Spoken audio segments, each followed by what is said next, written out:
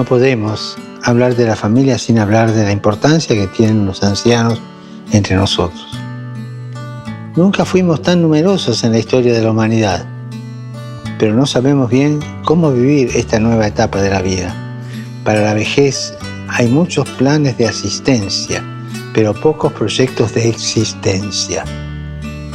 Las personas mayores tenemos a menudo una sensibilidad especial para el cuidado, para la reflexión y el afecto. Somos o podemos llegar a ser maestros de la ternura. ¿Y cuánto? Necesitamos, en este mundo acostumbrado a la guerra, una verdadera revolución de la ternura. Y en esto tenemos una gran responsabilidad hacia las nuevas generaciones. Recordemos, los abuelos y los mayores son el pan que alimenta nuestras vidas, son la sabiduría escondida de un pueblo. Por esto es preciso celebrarlos y he establecido una jornada dedicada a ellos.